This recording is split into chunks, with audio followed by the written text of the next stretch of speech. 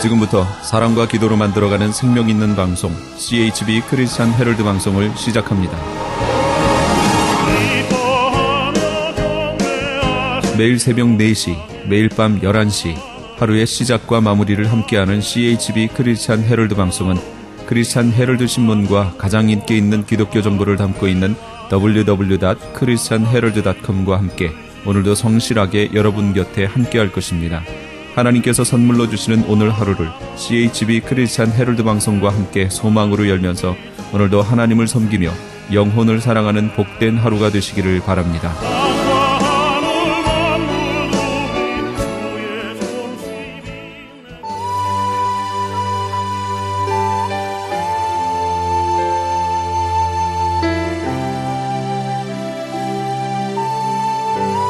이 새벽을 주님과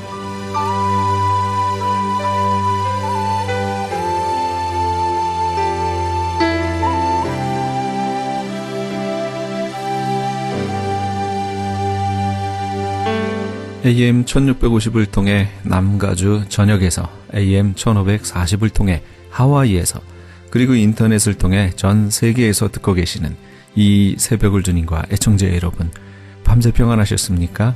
이 새벽을 주님과의 정영철 인사드립니다.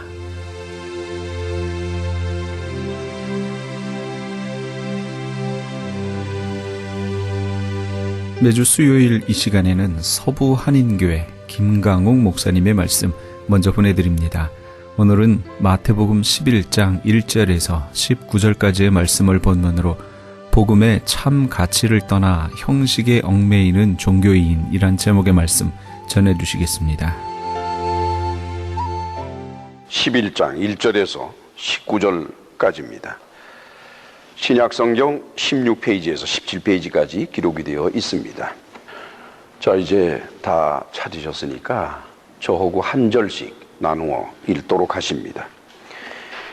예수께서 12제자에게 명하시기를 마치시고 이에 저희 여러 동네에서 가르치시며 전도하시려고 거기를 떠나 가시니라. 요한이 옥에서 그리스도의 하신 일을 듣고 제자들을 보내어 예수께 여짜오되 오실 그 이가 당신이 오니이까 우리가 다른 일을 기다리오리이까? 예수께서 대답하여 가라사대 너희가 가서 보고 듣는 것을 요한에게 고하되 소경이 보며 안전뱅이가 걸으며 문둥이가 깨끗함을 받으며 귀머거리가 들으며 죽은 자가 살아나며 가난한 자에게 복음이 전파된다 하라. 누구든지 나를 인하여 실족하지 아니하는 자는 복이 있도다 하시니라. 저희가 떠나매 예수께서 무리에게 요한에 대하여 말씀하시되 너희가 무엇을 보려고 광야에 나갔더냐? 바람에 흔들리는 갈대냐? 그러면 너희가 무엇을 보려고 나갔더냐? 부드러운 옷 입은 사람이냐? 부드러운 옷을 입은 자들은 왕궁에 있느니라.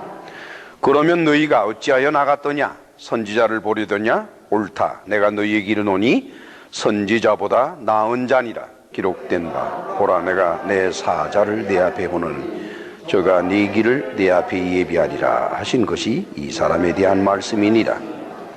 내가 진실로 너희에게 말하노니 여자가 낳은 자 중에 세례 요한보다 큰 이가 일어남이 없도다. 그러나 천국에서는 극히 작은 자라도 저보다 크니라. 세례 요한의 때부터 지금까지 천국은 침노를 당하나니 침노하는 자는 빼앗느니라. 모든 선지자와 및 율법에 예언한 것이 요한까지니 만일 너희가 즐겨받을 찐대 오리라 한 엘리야가 곧 이 사람이니라. 귀 있는 자는 들을지어다.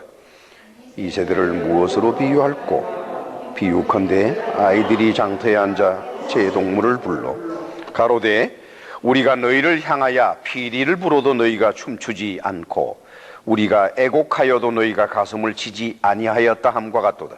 요한이 와서 먹지도 않고 마시지도 아니하며 저희가 말하기를 귀신이 들렸다 하더니 같이 읽습니다. 인자는 와서 먹고 마심에 말하기를 보라 먹기를 탐하고 포도주를 즐기는 사람이요 세리와 죄인의 친구로다 하니 지혜는 그 행한 일로 인하여 옳다함을 얻느니라. 아멘. 어느 나라나 어느 민족에나 언어는 그 시대의 문화를 나타냅니다. 따라서 그 시대의 그 지역의 그 민족의 문화를 모르면 언어를 알 수가 없어요, 여러분. 한국말에도 여러 가지 그런 뉘앙스를 풍기고 있는 말들이 참 많죠. 여러분, 아유 배고파 죽겠어. 그건 뭔 뜻이죠? 굉장히 배가 고프다는 뜻이에요. 그런데 그러한 문화적인 배경을 모르고 배고파 죽겠어를 그냥 번역을 하든지 그냥 받아들이면 뭐가 돼요? 그 사람은 결국 배가 고파서 죽게 되었더라. 이렇게 변한다고요. 영어로 여러분들이 잘 아시는 아이들이 cool 그러잖아요. That's cool 그래요. 그럼 cool이라는 언어는 사전에 보면 차다는 거예요. 아, 차네 그 뜻인가요? 아니에요. 아, 그거 좋네 하는 뜻이에요. 여자가 낳은 자라는 것은 히브리 문화에서는, 다시 말하면 이스라엘의 문화권에서는 여자가 낳은 자라는 뜻은 뭘 말하는 거니? 남자의 도움이 없이 여자가 혼자 낳았다는 뜻이 아니에요. 그거는 바로 천사가 아니라 사람이라는 뜻입니다. 여자가 낳은 자라는 뜻은 하나님도 아니고 천사도 아니고 사람이라는 거예요. 사람. 그거를 여자가 낳은 자라 그럽니다. 그러니까 여자가 낳은 자 중에, 그럼 어떻게 해요? 사람 중에 하는 거예요. 사람 중에 하는 그 뜻입니다. 그것은 똑같이 창세기 3장 15절로 그냥 올라가게 돼요. 그 창세기 3장 15절에 보면은 하나님께서 뱀에게 뭐라고 말씀하시는 거니? 네가 여자의 후손과 원수가 된다 그랬어요. 그랬더니 신학자 중에 뭐 많은 사람들이 그러는 건 아니에요. 몇몇 사람들이 여자의 후손이라, 아 그러면 뭐냐? 그럼 남자의 도움 없이 여자에게서 난 사람이 아니겠냐? 그게 누구냐? 그 예수님이다. 그래서 그걸 예수님이라고 말하는 사람들이 무척이나 많아요. 그건 왜 그런 실수를 범하게 되는 거니? 이스라엘의 문화를 모르기 때문이에요. 거기서 여자의 후손이란 뜻은 뭘 말하는 거니? 사람이라는 뜻이에요. 사람. 인간. 신도 아니고 영으로만 있는 천사들도 아니고 사람. 뱀아, 너는 사람과 원수가 될 것이다 하는 뜻입니다. 그것이 특별히 무슨 예수님을 지칭하는 말이 아니에요. 이처럼 어떤 민족이나 어떤 문화권 속에 있는 사람들의 언어를 바로 이해하는 데는 반드시 그 지역의 그 시대의 문화나 사회적인 여건을 알아야만 되지요. 그러시면서 천국에서는 극히 작은 자라도 세례자 요한보다 크다라고 말씀을 하셨어요. 자, 이거 보세요. 여기서 천국이라고 말씀하신 것, 즉 이 천국이라는 표현은 마태만 했는데 누가나 마가는 천국이라는 표현을 안 씁니다. 하나님의 나라라는 표현을 썼지요. 이 천국이라는 표현은 복음서 기자 중에서는 마태만 사용을 했어요. 이 천국의 하늘에 있는 나라다, 바실레이아, 하늘에 있는 나라다 하는 개념이 물론 있습니다. 그러나 그 천국이라는 속에서는 하나님의 통치 아래에 있는 나라, 이렇게 바라보는 게 좋지요. 그래서 지금 하나님의 나라, 천국에서는 극히 작은 자라도 저보다 크다는, 천국은 우리가 죽어서 가는 천국을 의미하기보다는 지금 예수께서 이 땅에서 만들어 가시는, 열어 가시는 천국, 열어나가시는 천국, 그걸 말씀을 하시는 거죠. 하나님의 나라, 그걸 말씀을 하시는 겁니다. 여기서 작은 자라고 했는데, 이 작은 자를 바로 알려면은 그 앞에 10장 42절에 또 누구든지 제자의 이름으로 이 소자 중에, 작은 자 중에 하나에게 냉수 한 그릇이라도 주는 자는 내가 진실로 너희에게 이르노니 그 사람이 결단코 상을 잃지 아니하니라. 제가 이 지난주에 이걸 어떻게 해석을 했는지 좀 기억이 좀 안 나는데요. 그때 어떻게 해석을 했든지 지금 제가 정정을 해드리겠습니다. 여기서 소자라고 말하는 것은 어린 아이라 하는 그런 뜻보다는 예수께서 소자라고 말씀하실 때 누구를 보고 그러셨는 거니? 바로 당신의 제자들을 바라보고 그랬어요. 제자들을. 이 작은 자들.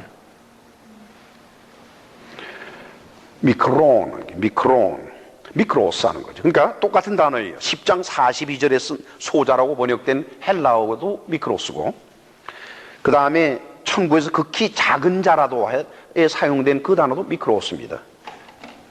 복음 안에서 미성숙한 사람들을 말하는 거죠. 그러니까 일종의 이거는 겸손한 표현이죠. 즉 무슨 말씀인 거니까 세례자 요한이 아무리 크다 할지라도 예수 그리스도의 복음 안에서는 복음의 초보자보다도 못하다 그런 얘기예요.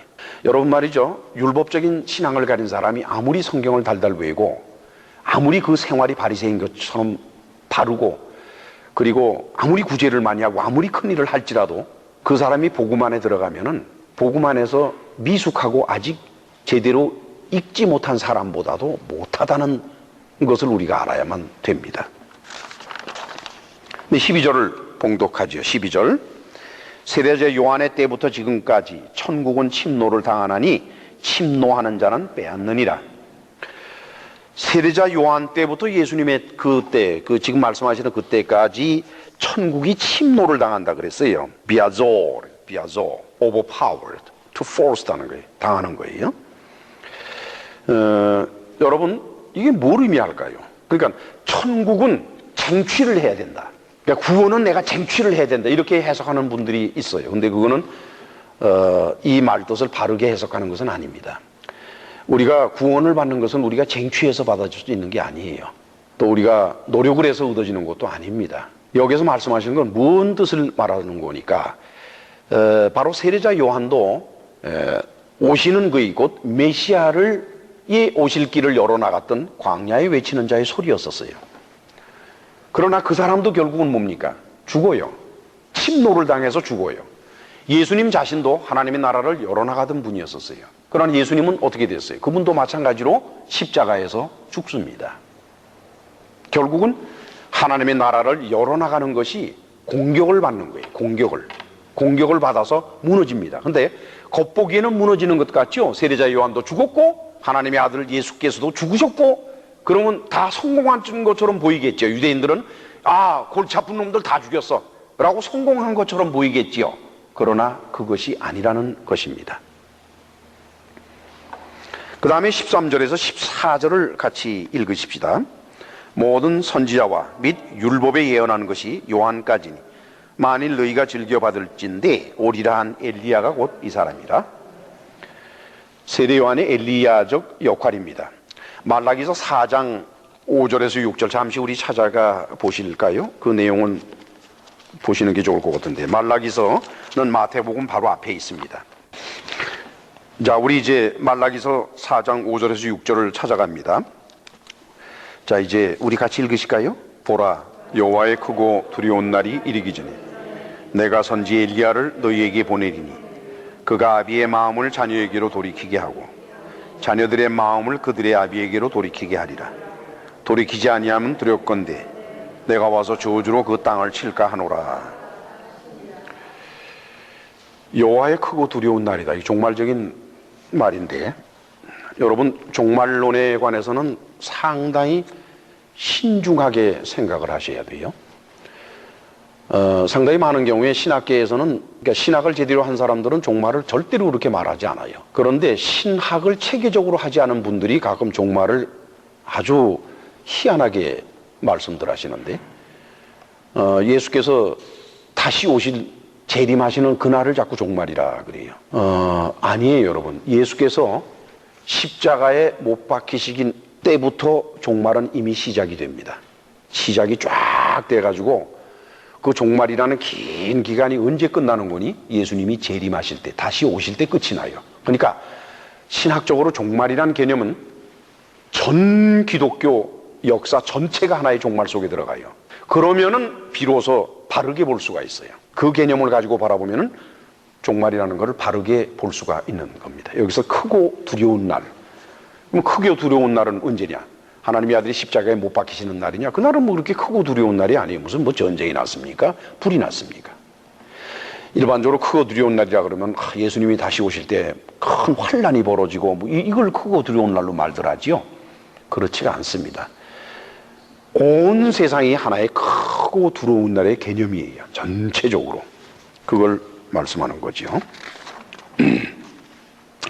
이제 예수께서는 마지막으로 사람들로 하여금 외모보다는 실체를 더 찾으라 이렇게 권면을 하십니다. 자, 이제 16절에서 19절까지 다시 같이 읽으십시다. 우리 본문으로 돌아와서 이 세대를 무엇으로 비유할꼬? 비유컨대 아이들이 장터에 앉아 제 동물을 불러 가로되 우리가 너희를 향하여 피리를 불어도 너희가 춤추지 않고 우리가 애곡하여도 너희가 가슴을 치지 아니하였다 함과 같도다. 요한이 와서 먹지도 않고 마시지도 아니하며 저희가 말하기를 귀신이 들렸다 하더니 인자는 와서 먹고 마시기며 말하기를 보라 먹기를 탐하고 포도주를 즐기는 사람이요 세리와 죄인의 친구로다 하니 지혜는 그 행한 일로 인하여 옳다함을 얻느니라. 아멘. 아무리 말해도 움직이지 않는 사람들, 예수께서는 그 당시 흔히 사용하는 비유적인 그런 속담 같은 것을 이제 쓰시면서 말씀을 하시지요. 예수께서는 설교하실 때 보면은 듣는 사람들로 하여금 알아듣지 못하도록 비유로 말씀도 하시지만은 또 하나는 듣는 사람들이 아주 금세 알아듣기 편하도록 당시에 있는 그 속담이나 이런 거를 자주 사용하셨습니다. 피리를 불어도 춤추지 않고 애곡해도 가슴을 치지 않는다. 언뜻 보면은 이제 그냥 아이들이 동네 아이들이 모여서 말이죠. 환자 피리를 부니까 다 같이 춤추고 그러면 좋잖아요, 그렇죠? 또는 이제 어이 하고 애곡을 하면은 자기도 이제 뭐 슬픈 것처럼 이렇게 하면은 서로가 죽이 맞아서 괜찮을 것 같다 하는 그런 거로 이렇게 문득 보이지요. 예수께서는 무엇을 말씀을 하시든지 간에 그렇게 심플하게 단순한 뜻을 가지고 말씀을 안 하십니다. 이것은 이렇게 말씀을 하시면서 하나님의 아들 예수께 전하시고 그 제자들이 세상에 전하는 복음은 이중성을 가졌다는 것이. 그것이 무슨 거니까? 하나는 기쁨이에요. 그 기쁨은 영생의 구원을 바라보는 기쁨이 옳시다. 그런가만 또 하나는 가슴을 치는 것이 있어요. 그것은 뭐예요? 자기가 죄인인 것을 깨달아서 회개하는 가슴침이에요. 이것은 우리가 예수님을 영접을 하고 우리 육신이 죽어서 주님이 주신 영을 우리가 안고 하나님의 나라에 가는 그날까지 이 두 가지는 계속해서 우리 그리스도인들에게 있는 것이라는 겁니다. 영생의 구원에 대한 기쁨은 항상 있을 것이요, 또 다른 한편 속에서는 자기가 죄를 짓고 있는 죄인이라는 사실에 대한 가슴 아픈 안타까움이 언제나 있는 것이지요. 어떤 이들의 말처럼 회개는 한 번 하면 끝나는 것이 아닙니다. 만약에 그런 성격의 것이었으면 예수께서 이런 말씀을 안 하십니다. 그러시고는 이제 실질적으로 일어나고 있는 일들을 말씀을 하시죠. 18절에 보니 세례자 요한이 와서 먹지도 않고 마시지 않으니까 귀신 들렸다 그러더라, 이게. 그렇죠? 그 다음에는 예수께서 오셔서 꽤 평범하게 사신 거예요. 그 당시 유대인들과 같이 먹고 마신다는 뜻은 포도주를 마시는 걸 말씀하는 겁니다. 물을 마신다는 뜻이 아니라 포도주를 마시는 거예요. 포도주를 마시고, 그리고 그냥 평범한 사람들과 함께 어울려서 같이 사람을 구별하지 않고 이 사람 저 사람 구별하지 않고 같이 이렇게 모여서 식사하고, 그런 모습을 보면서 야, 먹기를 탐하고 포도주를 즐기는 사람이로구나, 술꾼이로구나, 이래가면서 예수님을 공격하는 거예요. 그리고 세리와 죄인이 친구로다. 유대인들은 세례자 요한이 전한 말과 예수께서 전하신 그 말씀에 대해서는 관심이 없었다는 겁니다. 오히려 세례자 요한은 어떤 식의 삶을 살고 있나, 또 예수님은 어떤 식의 삶을 살고 있나, 거기에도 관심이 많았던 거죠. 즉 외모로 사람을 보는 것이 옳시다. 이것은 오늘날도 뭐 그렇게 큰 차이는 없는 것 같아요. 아까 제가 소두에 말씀드린 것처럼 그 위대한 신학자 칼 바르트가 그의 신학이 오늘날 전 세계를 지배하고 있음에도 불구하고, 그리고 그 속에서 벗어나지 못하고 있음에도 불구하고 그 사람이 파이프 담배를 물고 있는 그것이 거리껴서 그 사진을 바꿔야만 되는 사람들의 그 마음이나 지금 예수께서 하시는 말씀이나 무슨 차이가 있겠어요? 여러분들은 안 그러세요? 평시에 목사님의 설교를 사랑하던 교인들이 목사님의 사생활의 어떤 부분을 알게 되는 순간에 그 다음에는 이제 그동안 그렇게 사랑했던 그 목사님의 설교마저도 버려버립니다. 이상하죠? 목사라는 사람의 사생활이나 그 사람의 인격과 설교는 별개의 것입니다. 여러분 잊으시면 안 돼요. 이 두 개는 별개의 것이에요. 개 같은 인생을 사는 목사라도 그에게서 진주와 같은 복음의 설교가 나올 수가 있는 거예요. 아니면은 천사 같은 삶을 사는 목사에게서 헌시짝 같은 설교가 나올 수도 있는 것이에요. 즉 목사라는 사람의 인간성과 그의 입에서 나오는 설교는 분리가 돼야 됩니다. 교인들은 그 목사의 인생을 바라보러 온 것이 아니에요. 그 목사의 인간성을 보고 오는 것이 아니에요. 그 목사의 인간성을 보려 하면은 세상에 인간성 훌륭한 사람들이 얼마든지 많아요. 좋은 옷을 입은 사람을 보려고 왔느냐? 좋은 옷을 입으려면 왜 광야에 나가느냐? 왕궁으로 가라. 이게. 무엇 때문에 인격적으로 훌륭한 인격을 갖추고 위대한 인격이나 또는 멋있는 사람, 그걸 왜 교회에 와서 찾으려고 그래요? 무엇 때문에? 얼마든지 그런 사람들이 많은데 밖에 나가보면 그리 가라는 거예요. 오늘날도 똑같이 적용이 되는 말씀이 옳시다. 만약 말이죠, 예수께서 율법을 철저히 지키셨다 그러면 바리새인들이나 유대인들이 예수님한테 이런 식으로 공격을 못할 거예요. 그렇죠? 예수께서 식사 전에 꼭 손을 씻으시고 또 죄인들과 어울리지 않고 세리나 죄인들하고 자리를 같이 하지 않고 그리고 포도주를 마실 때도 사람들 보는 앞에서 꿀떡꿀떡 마시지 않고 그냥 뭐 남 안 보는 데서 마시면 누가 뭐라 그러겠어요, 그렇죠? 그렇게 하신다든지 이런 식으로 율법적으로 사르셨으면은 바리새인들이 예수님을 그렇게 공격을 안 했고 예수님은 십자가에 못 박히시지 않았을 것입니다. 그러나 그랬다 그러면은 복음은 없는 거예요. 복음은 없는 거예요. 여기 분명히 이사야 선지자도 그랬고 예수님도 그 말을 인용해서 뭐라고 말씀하시는 거니? 복음이 가난한 자에게 전해진다 그랬어요. 여러분 가난한 자가 누군지 알아요? 못 사는 사람들과 잘 사는 사람들의 삶을 비교해 본 적이 있습니까?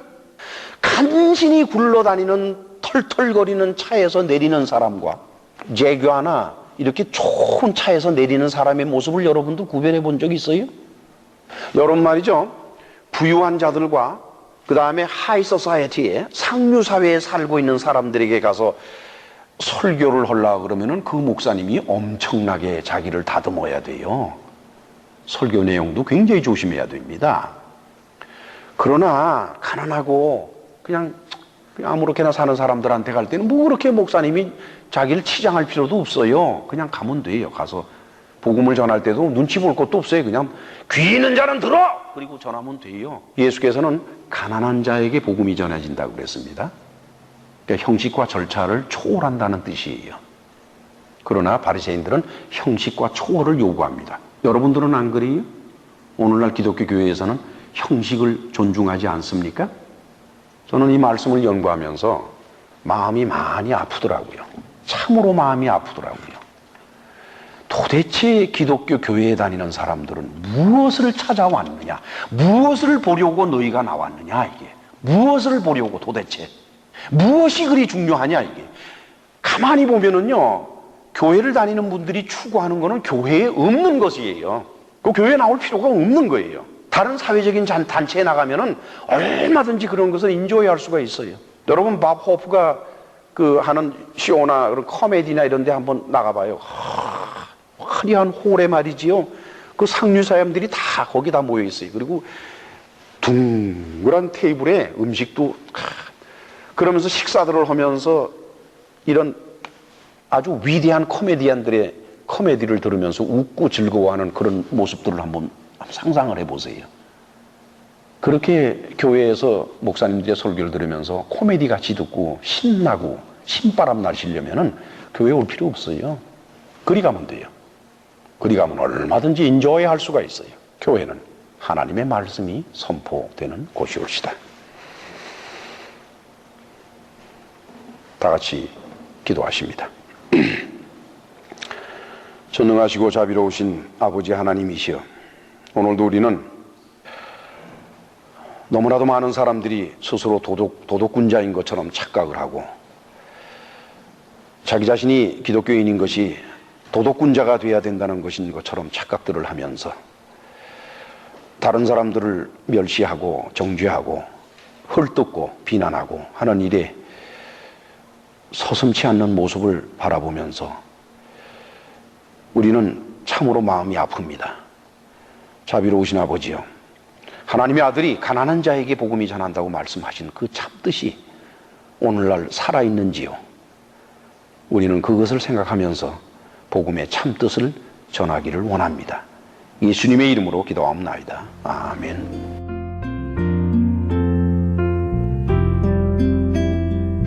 지금까지 서부 한인교회 김광욱 목사님께서 복음의 참 가치를 떠나 형식에 얽매이는 종교인이란 제목의 말씀 전해주셨습니다.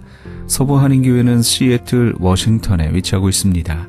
신앙상담이나 교회에 대해서 좀 더 자세히 알기 원하시는 분은 전화 425-879-3364 425-879-3364 서부 한인교회로 연락 주시기 바랍니다.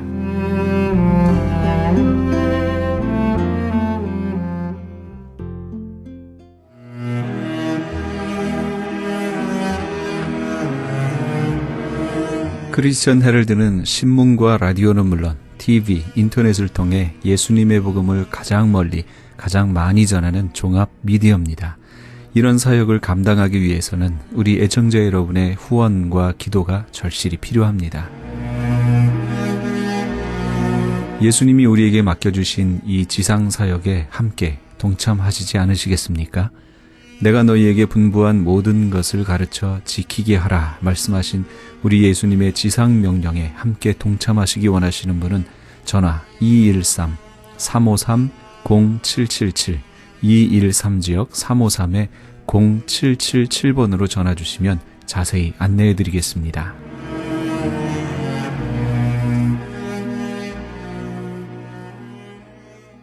지금 여러분께서는 AM 1650과 인터넷을 통해 미 전역과 전 세계에서 하와이에서는 AM 1540으로 방송되는 크리스찬 헤럴드의 이 새벽을 주님과 일부 함께하고 계십니다. 방송 시간과 설교 편성표는 크리스찬 헤럴드 신문 주간 편성표나 홈페이지 cheheraldus.com에서 확인하실 수 있습니다.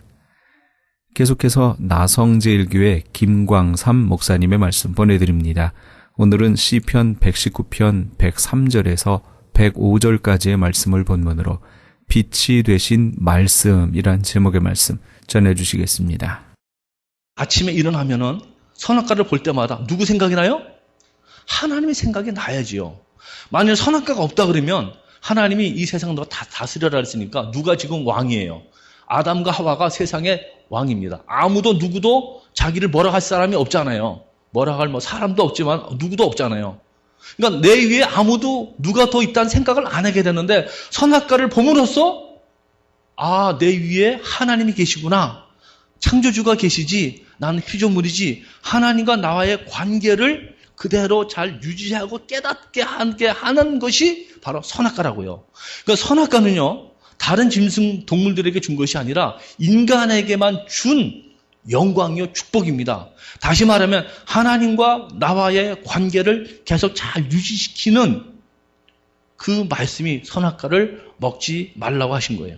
그래서 여기서 인간은 자유인이 되는 것이고 인간이라는 존재가 성립이 되는 것입니다. 무슨 말이냐 하면은요.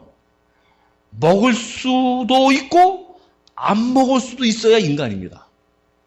먹을 수밖에 없고 안 먹을 수밖에 없으면 그건 인간이 아니고 기계입니다. 하나님은 우리들에게 인격을 주셨고 자율성을 주셨어요. 먹을 수도 있고 안 먹을 수도 있는 존재를 만드시고 선택에 대한 책임도 네가 결정하라, 네가 가져라 라고 만드신 거예요.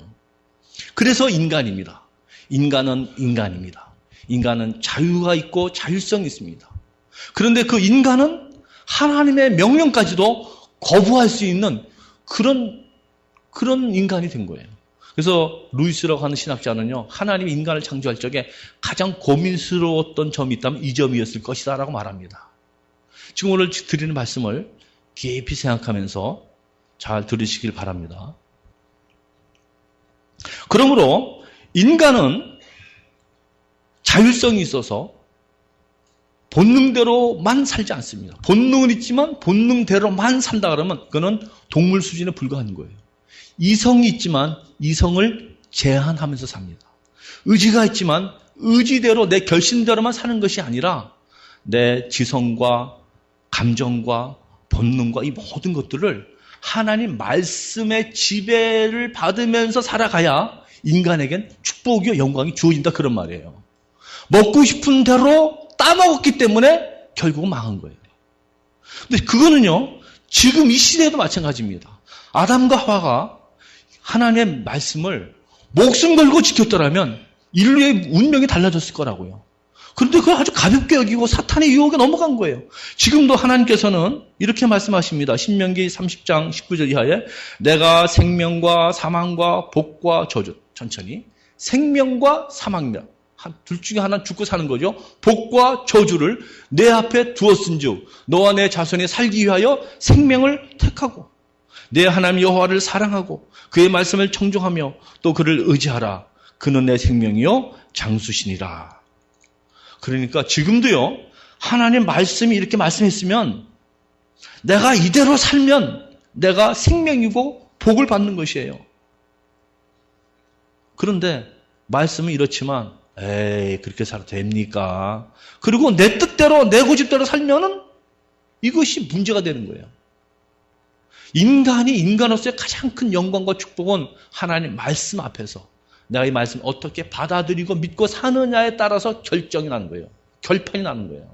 그러니까 하나님은 말씀하시고요.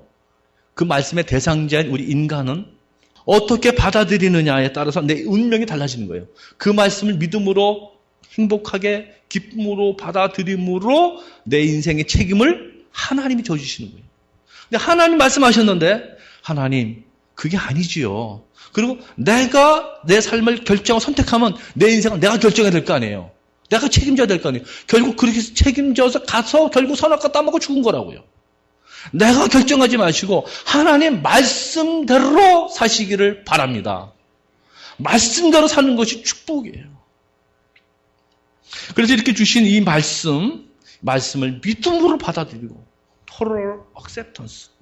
전체적으로 받아들여야지 어떤 건 받아들이고 또 어떤 것도 안 받아들이면 안 돼요. 다 받아들이되 아멘으로 감사함으로 행복함으로 즐거움으로 받아들일 때 내게 복이 되는 거예요.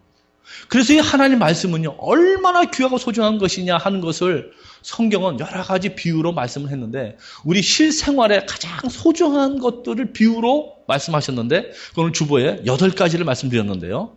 간단하게 제가 좀 설명하면서 하나님께서 우리에게 주신 말씀이 얼마나 귀한 것인지. 첫 번째가요. 주의 말씀은 내 발에 등이요 내 길에 빛이니이다. 바로 105절에 있잖아요. 여러분 이 세상에서 가장 귀한 것이 있다 그러면 그래도 빛인 줄로 믿습니다. 빛 가운데 살아야죠. 어두운 데 있으면요. 아무리 달리기를 잘하는 볼트가 지금 제가 바로 알고 있습니까? 달리기 100m 제일 빨리 뛰는 사람이에요? 볼트예요? 나사예요? 볼트인지 나사인지 하는 사람이 제일 빨리 뛰는데 깜깜한 밤중에는 빨리 못 뜁니다. 그 앞에 전봇대가 있는지 구렁텅이가 빠져 있는지 어떻게 알고 뛰겠어요? 그러니까 중요한 것은 이 세상은 영적으로 어둡다 그랬어요. 어두운 세상에 빛 가운데 살아야 돼요. 그 빛이 뭐냐? 주의 말씀이 내 발에 등이요 내 길에 빛이니이다. 예수님께서 요한복음 8장 12절에 나는 세상의 빛이니 나를 따르는 자는 어두움에 다니지 아니하고 생명의 빛을 얻으리라. 할렐루야. 빌리 그레이엄 목사님이 이렇게 말씀하셨어요. 우리가 하는 번민의 99%는 성경을 읽지 않는데 그 원인이 있다 그랬어요. 성경을 읽으시면 성경에 우리의 번민과 고민이 다 해결되는 답이 있다는 거예요. 그래서 시편 107편 10절에서 11절 보면 사람이 흑암과 사망의 그늘에 앉으며 곤고와 쇠사슬에 매임은 흑암과 사망에 앉아있는 이유가 뭐예요? 주의 말씀을 거역했기 때문에 지존자의 뜻을 멸시했기 때문이라는 것입니다. 여러분 집에서요 신문을 보시는데 신문을 어떤 사람은요 사짜치 보시는 분이 그렇게 성경 좀 읽으면 얼마나 좋을까. 화장실에 들어가는데 안 나와. 뭐해요? 신문 갖고 들어가서 그거 다 보시는 거예요. 비디오는 또 그렇게 열심히 보는 거예요. 그래갖고 그냥 토요일 날 저녁에 빌려다가 그걸 보시면서 그냥 이 주일날 오셔갖고서는요 막 조시는 거예요. 그렇게 본 열심으로 성경 보시기를 바랍니다. 성경은 내 발의 등이요 내 길의 빛입니다. 여러분 뉴스 들으셨죠? 어떤 사람이 복권이 뭐냐면 파워볼 거의 복권에 당첨이 됐는데 2,700만 달러를 탔답니다. 2,700만 달러 한국 돈으로 286억 원입니다. 1억만 있어도 좋겠는데 286억 원이에요.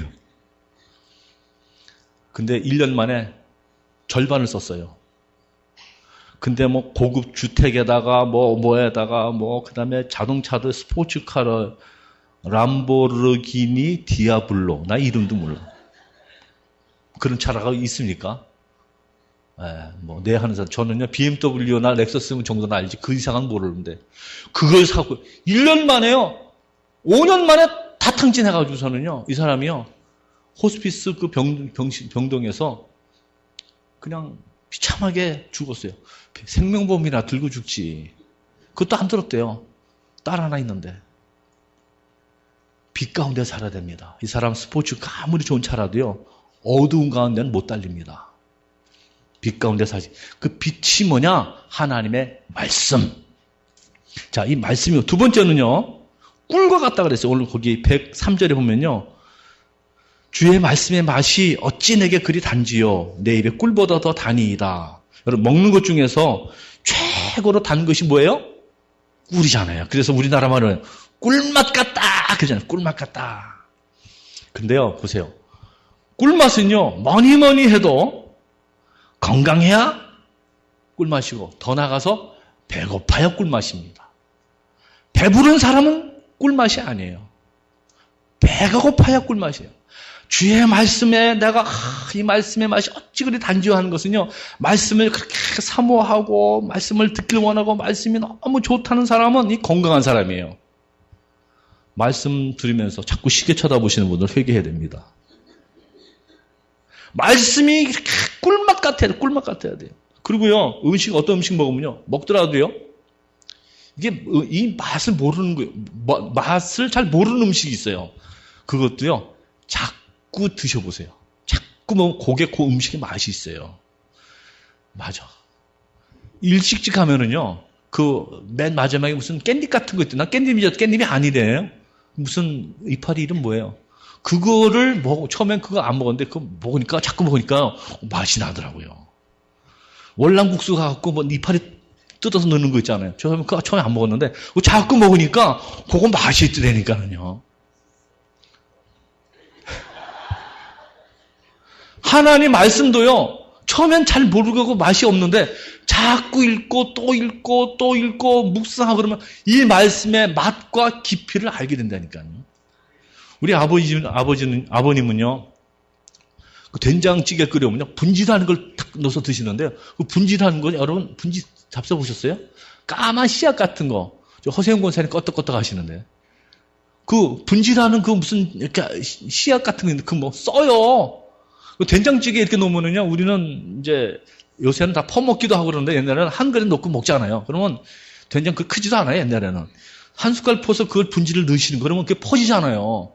우리 먹으면 쓰니까, 아버지, 섞지 말고, 아버지 따로 드시면 안 됩니까? 그랬더니 딱 보니 요바발이 남아 먹는데, 요바발이가 됩니까? 다 퍼져나가는데? 할 수 없이 자꾸 먹게 되는 거예요. 자꾸 먹으니까 분지도 맛이 있다니까. 그 나름 모든 음식은요, 그 음식에 각각의 맛이 있어요. 성경도 자꾸 읽는 가운데 꿀맛 같은 맛이 날 줄로 믿습니다.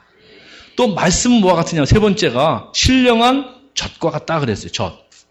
자, 갓난 아이들과 같이 순전하고 신령한 젖을 사모하라. 이는 이로 말미암아 너희로 구원에 이르도록 자라게 하려 함이라. 갓난 아기는요, 어머니의 모유를 먹고 사는데 이것이 생명줄입니다.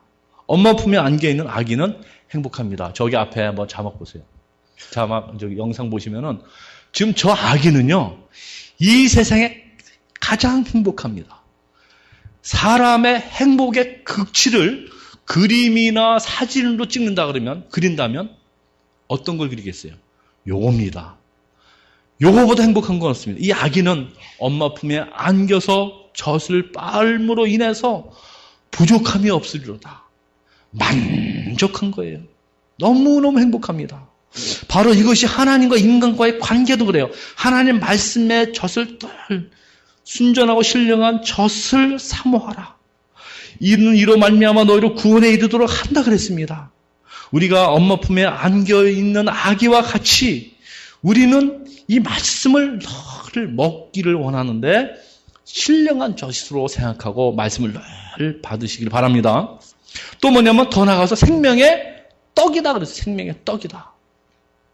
예수님 말씀하시길 나는 생명의 떡이니 내게로 오는 자는 결코 줄이지 아니하리라. 생명의 떡은요, 일용할 양식이에요. 날마다 먹어야 되는 양식을 말하는 거예요. 그래서 예수님 말씀하셨어요. 사람이 떡으로만 살 것이 아니라 하나님 위에서 나온 모든 말씀으로도 살아야 된다 그랬습니다. 육신의 떡을 먹어야죠. 떡으로만 살 것이 아니고 하나님 말씀으로도 살아야 된다. 영혼을 위해서는. 그런데 이 말씀이요, 사람이 떡으로만 살 것이 아니라 한 이 말씀은요, 신명기 8장에 구약의 어떤 사건을 배경으로 주신 말씀이에요. 그 뭐냐면 하늘에서 광야 40년 동안에 만나가 내려요. 만나를 주신 이유를 신명기 8장 3절에 너도 알지 못하며 내 조상들도 알지 못하던 만나를 너에게 먹이신 것은 사람이 떡으로만 사는 것이 아니라 여호와 입에서 나온 모든 말씀으로 사는 줄을 내게 알게 하려고 만나를 주셨다는 거예요. 만나는 신령한 양식의 하나의 상징이고 예표였어요. 근데 이 만나는요, 날마다 거두어서 먹어요. 날마다. 내일은 늦잠 자려고 내일 것까지 미리 두 배를 거두면요, 썩었어요. 근데 이상하게도 안식일 전날, 예배일 날 걷는 거는요, 두 배를 거두라 그러죠. 근데 안 썩어요. 그러니까 날마다 거두라는 것은 뭐냐면은 성경을 날마다 읽으라는 거예요. 규칙적으로 날마다 오늘 내가 30장 읽고 일주일 푹 쉬었다가 뭐 다음에 또 읽고 그렇게 하지 말고 날마다 정해진 양을 규칙적으로 쭉 읽어야 이것이 양식이 되는 것입니다. 날마다 먹어야지 이렇게 쉬었다 안 먹었다 그러면 사람이 건강하지 못하거든요. 그러니까 사람도 잘 먹어야 건강한데 잘 안 먹으면 몸이 약해지는 거예요. 그래서 규칙적인 식사, 그 다음에 너무 그냥 너무 이렇게 너무 오버 들지 마시고 자기가 100이라 그러면 한 80 정도 먹는 것이 건강에 좋다 그럽니다. 네, 좋다 그래요. 그런데 굶으면은 허기지고 힘들잖아요. 굶지 마시고 따라합시다. 절대로 굶지 말자. 굶지 마시고 잘 드세요. 잘 드셔야 건강하신데 가끔 하나님 매달리기 위해서 금식 기도는 또 하긴 해야 되겠죠. 그건 또 매달리기 위해서 하는 것입니다. 문제는 말씀과 멀어지면 양식을 안 먹으면 내가 약해진다는 것을 말씀드리려는 거예요. 예수님 말씀하시기를 살리는 것은 영이니 육은 무익하니라. 내가 너에게 이른 말은 영이요 생명이라 그랬어요. 양식이고 생명의 양식이고 생명의 떡일 뿐만 아니라 또 한 걸음 더 나가서 생수다 그래요. 생수다. 내가 주는 물을 마시는 자는 영원히 목마르지 아니하리니 내가 주는 물은 그 속에서 솟아나도록 영생하도록 솟아나는 샘물이 되리라. 그러니까 사람은요, 물을 마셔야 돼요. 물도 생수가 중요합니다. 여러분들 콜라라든가 코크 그러죠. 콕이나 세븐업이나 스프라이트나 또 커피, 그다음에 차 많이 마신 다 그거 좋다 그러는데 생수가 최고랍니다. 생수를 드세요. 생수를 마셔야 사람은 건강이 되는 거예요. 사람의 몸은요, 75%가 물로 되어 있어요. 그러니까는 지난 수요일에도 말씀드렸잖아요. 물의 변화. 물을 향해서 사랑한다, 고맙다, 아유, 넌 물이 이렇게 맑으냐, 참 좋다, 고맙다, 그러면 물 색깔이 싹 바뀌어요. 파랗게, 행복하게, 이 색깔이 아주 좋게 바뀌어요. 지난 수요일날 보여드렸어요. 근데 이 미운 물, 에이, 더러운 거, 에이, 죽어라. 그러면요, 물도 이렇게 색깔이 까맣게 변하는 거예요. 그 과학적으로 발견이 되죠. 밥 색깔도 마찬가지. 사람은요, 인간이 75% 물이기 때문에 내가 나를 칭찬해야 돼. 아이고, 이쁜 거. 세상에 하나밖에 없는 나. 하나밖에 없잖아요. 하나밖에 없는 나를 사랑하고 하나님이 나를 창조하시고 구속받은 나, 자꾸 나를 축복을 하세요. 그때 더 건강해지고 아름답게 되어져 가는 거예요. 그런데 물을 마셔야 되는데 이 물은 생명수입니다. 예수님이 우리에게 생명수고 말씀이 생명수라는 사실을 깨달으면서 물을 마시길 바랍니다.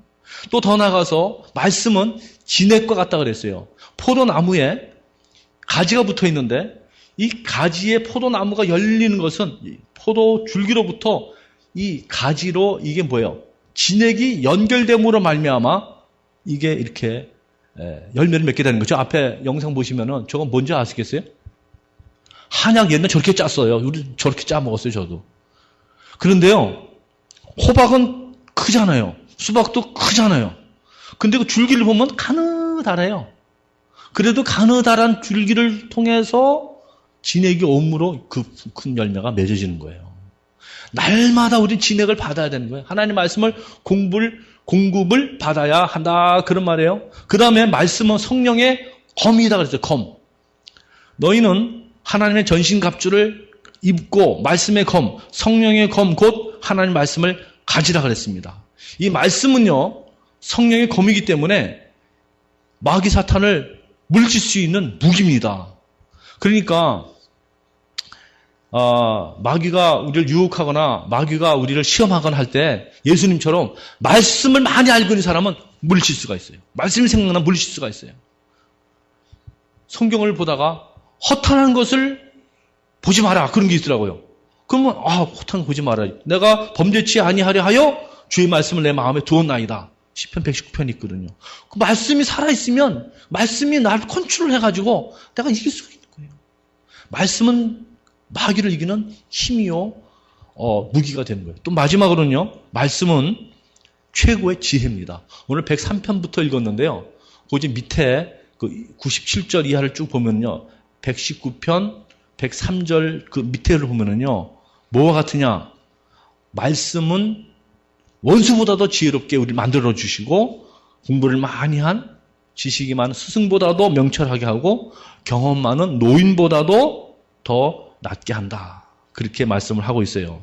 그래서 시편 119편에 19편 7절에 여호와의 율법은 완전하여 영혼을 소생시키시고 여호와의 증거는 확실하여 우둔한 자로 지혜롭게 한다. 그랬습니다. 그럼 이제 제가 결론을 드리고 말씀을 마치겠는데요. 결론이 뭐냐 하면은요. 제가 지금 몇 가지 말씀드렸어요. 말씀은 내 발의 등입니다. 내 발의 내 앞길의 빛입니다. 또 꿀과 같습니다. 신령한 젖입니다. 생명의 떡입니다. 생수와 같습니다. 진액입니다. 검입니다. 지혜입니다. 들었어도요. 먹어야죠. 뭐 젖이다, 꿀이다, 뭐 암만 그래도요. 생수가 여기 있는데 마셔야지. 내 거가 되는 거죠. 아무리 하나님 말씀 제가 이렇게 말씀이 중요합니다. 말씀을 해도 오늘 설교 들으시고 집에 가서 성경을 덮어놓고 안 믿으면 안 읽으면 안 되죠. 덮어놓고 믿으라 그랬다 그래가지고 성경을 덮어놓고 그냥 그러면 안 되는 거예요. 성경을 열어놓으시고 성경을 날마다 읽으시고 묵상하시고 그러면 복 받는데요. 요한계시록 1장에 보면은요. 3절에 이 말씀을 읽는 자와 듣는 자들과 이 말씀 지키는 자들은 복이 있다 그랬어요. 읽기만 해도 복이 되는 거예요. 그리고요. 여호수아 1장 8절의 말씀인데 뭐라 하냐면은 이 말씀을 내 입에서 떠나지 말게 하면 그것을 읽는 거예요. 또 주야로 그것을 묵상하며 그 가운데 기록한 대로 이것을 지켜 행하라. 그래야면 평탄하게 된다. 형통이 된다 그랬습니다. 우리 형통되기를 원하잖아요. 성경을 날마다 읽으시고 오늘부터요. 성경 읽기를 결심하시기 바랍니다. 지난 1년 동안 성경 읽독하신 분들은 참 훌륭하신 거예요. 아주 훌륭하신 거예요. 그리고 평생 예수를 믿는데 평생 예수 믿는 지 20년, 30년 되신 50년 됐는데요. 성경 읽독도 못하신 분도 있어요. 회개해야 됩니다. 어떻게 성경 한 번도 안 읽고 권사님 됐습니까? 성경 한 번도 안 읽고 장로님도 계시더라니까요. 그건 말이 안 되죠. 성경을 읽으셔야 일삼주오가 무슨 뜻이에요? 일삼주오. 하루에 3시간? 하루에 3장. 주일날은 앞에 보세요. 5장 읽어요. 근데 주일날 더 바빠서 더 못 읽어. 하여튼 일상주를 읽으면은 1년에 일독하는데 언제 끝났냐? 12월 10일 정도 끝나더라고요. 내가 이렇게 꾸준히 해봤어요. 12월 10일쯤 끝나 20일 정도 남나요. 그동안 못 읽은 거 보충하라고 20일 남겨놓은 것 같아요. 하나님께서. 그런데요. 여러분 하루에 4장씩 읽으면은요. 그냥 넉넉히 이제 그 일독할 수가 있습니다. 아까 말씀드렸잖아요. 비디오라든가 무슨 신문은 열심히 보시는데 성경은 매일 5분에서 10분 정도만 매일 읽잖아요. 하루에 1년에 일독할 수가 있어요. 그리고 성경을 읽으실 적에 이 말씀을 통해서 하나님의 음성을 들을 수 있어야 돼요. 읽기만 읽지 말고 글자만 보는 것이 아니라 읽으시면서 주의 음성을 들어야 됩니다. 그리고요, 또 한 가지는 성경 공부를 해야 돼요. 또 이제 1월 달부터 또 3월 달 또 되면은 1월 달에는 목자 훈련이 있어요. 그 공부 한 8주 9주 하고 끝나는 대로 세포도 또 이어서 할 건데 공부를 계속 성경 공부가 굉장히 중요합니다. 성경 공부를 해야 돼요. 여기 이런 말이 있어서 이거 읽고 마치도록 하죠. 괴로울 때 성경은 나의 침상이 되었고 어두울 때 성경은 나의 등불이 되었네.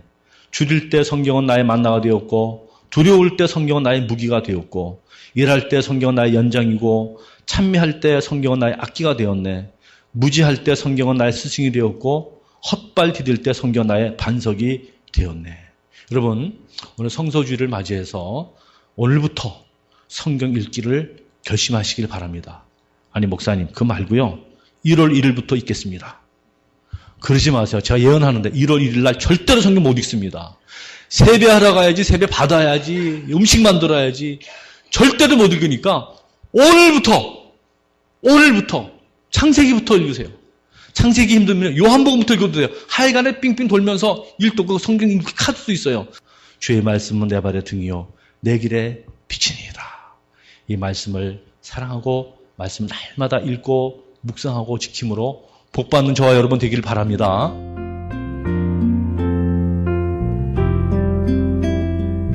지금까지 김광삼 목사님께서 빛이 되신 말씀이란 제목으로 전해주셨습니다.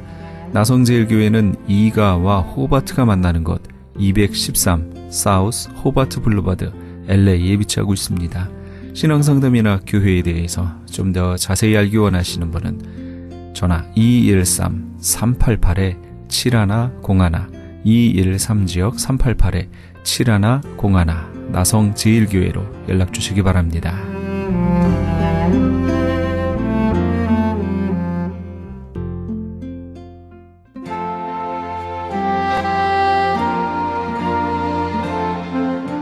안녕하세요. 완도에서 온 김정두 목사입니다. 섬마을 무입닥 독거 어르신 섬김을 위한 사랑의 미역 나누기 운동에 적극 참여 바랍니다. 참여를 원하시는 분들은 714-501-2737 714-501-2737로 연락 바랍니다. 기적의 영양제 M3를 아십니까? 무슨 병에 걸렸던지 큰 효과를 준다는 그 신비한 기적의 영양제. 혈액에 영양을 공급하여 힘이 생기니까 피곤하지 않고 이제는 지팡이 없이 걸을 수 있다고 많은 분들이 간증을 합니다. 혈액 해독, 기력 회복, 뼈 골수 영양 공급, 심장, 뇌, 혈전 용해. 유태인 회사가 제조한 특수 영양제. M3, 혈액순환을 잘 되게 하는 최고급 영양제. M3, 크던 작던 아픈 곳이 있다면 M3. 213-435-9600, 213-435-9600번입니다. 정직한 마음으로 권해드립니다.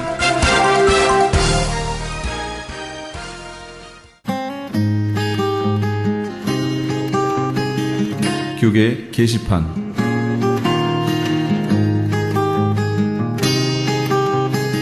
제1회 사랑의 의료 선교 봉사 및 제10차 멕시코 사랑의 담요 보내기 운동을 합니다. 사랑의 담요 보내기는 뉴호프 교도소 선교회에서, 사랑의 의료 선교 봉사는 미주 기독 의료 선교 협의회와 베델 한인교회 의료 선교팀에서 각각 주관합니다. 추운 겨울 한 사람의 선한 사마리아인이 되어 멕시코 교도소의 재소자들에게 사랑의 손길을 펼치는 이 귀한 사역에 동참하기 원하시는 분은 전화 213-675-7575 213-675-7575번이나 크리스찬 헤럴드 신문을 참조하시기 바랍니다. 남가주 기독교 교회 협의회에서 제5차 2013 사랑의 쌀 나누기 행사를 합니다. 연말연시를 맞아 소외되고 외로운 이웃들에게 사랑의 마음으로 정성을 담은 쌀을 한 포씩 나누면서 그리스도의 사랑을 실천하고 주님의 사랑을 나누기 위해 실시하는 사랑의 쌀 나누기 행사는 교계단체는 물론 LA 한인회, LA 상공회의소, 민주평통 LA, 한국문화유산재단, LA 한인간호사협회, LA 한인영화인협회 등 각종 한인단체와 기관들 모두 36개의 단체가 참여합니다. 본 행사는 12월 31일까지 사랑의 쌀 모금을 실시하며 모금된 기금으로 구입한 쌀은 12월 21일부터 12월 28일 오전 10시에서 오후 2시까지 LA 총영사관과 지정된 교회에서 배부하게 됩니다. 현재 후원금 접수는 남가주 교회협의회에서 하고 있으며 좀 더 자세한 문의는 전화 323-735-3000번 323-735-3000번으로 문의하시기 바랍니다. 그레이스 미션 대학교에서 2014년도 봄학기 신입생을 모집합니다. 본 학교는 플러튼에 있는 은혜 한인교회 캠퍼스에 있으며 제공하는 학위는 4년제 학사, 2년제 석사, 3년제 목회학 석사, 그리고 선교학 박사 과정이 있습니다. 그레이스 미션 대학은 ABHE와 트랙스 정회원 학교입니다. 특히 선교학 석사와 선교학 박사 과정 신입생을 환영합니다. 2014 봄학기 개강은 2월 3일에 있습니다. 그레이스 미션 대학교를 소개하는 오픈하우스가 11월 26일 화요일 오후 7시에 은혜 한인교회 본당에서 있습니다. 좀 더 자세한 사항은 714-525-0088 714지역 525-0088번으로 문의하시기 바랍니다. 교계 게시판에 대한 좀 더 자세한 사항은 크리스찬 헤럴드 신문 교계 소식란을 참조하시기 바랍니다.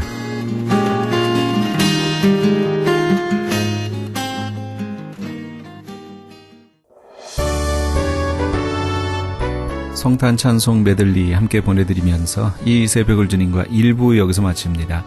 잠시 15 후에 2부에서 돌아오겠습니다.